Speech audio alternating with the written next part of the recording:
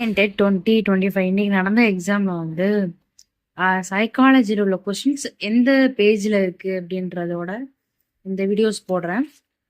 எல்லா அகாடமிஸும் வந்து ஆன்சர்ஸ் வந்து விட்டுட்டாங்க. இதில் என்ன அப்படின்னு பார்த்தீங்கன்னா எந்தெந்த இடத்துலேருந்து கொஷின் கேட்டிருக்காங்க, நம்ம டிடிஎட் புக்கில் எந்தெந்த இடத்துல கொஷின் கேட்டிருக்காங்க. 20 கொஷின் வந்து புக்லேருந்து கேட்டிருக்காங்க, மீதி 10 கொஷின் வந்து வெளியிலேருந்து கேட்டிருக்காங்க.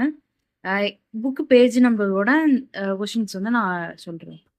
ஃபர்ஸ்ட் வந்து ஒரு குழந்தை தொடக்கப் பள்ளியை அடையும் முன் எந்த உறுப்பு மண்டலம் 90% வளர்ச்சியை அடைகின்றது?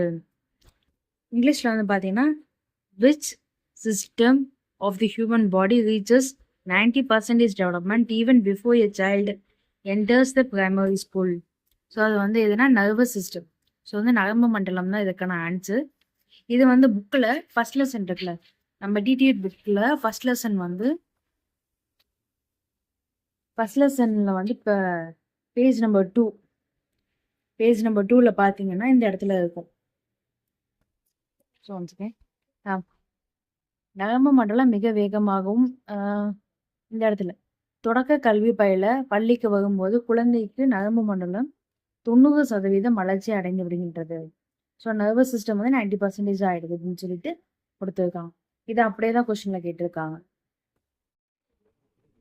கோல்பர்கின் ஒழுக்க வளர்ச்சி நிலைகள் எத்தனை அப்படின்னு கேட்டிருக்காங்க. ஆன்சர் வந்து 3. இங்கே how many stages R in Goldberg mall development? 3. So இது வந்து பேஜ் நம்பர் 98ல் லெசன் நம்பர் 5ல் இந்த கொஸ்டின் இதை அப்படியே கொடுத்துருக்காங்க. ஸோ பார்த்தீங்கன்னா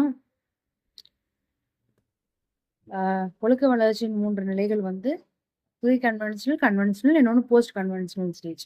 லெசன் 5ல் பேஜ் நம்பர் 98 டிடிஎட் புக்கில் கொடுத்துருக்காங்க. தேங்க்யூ.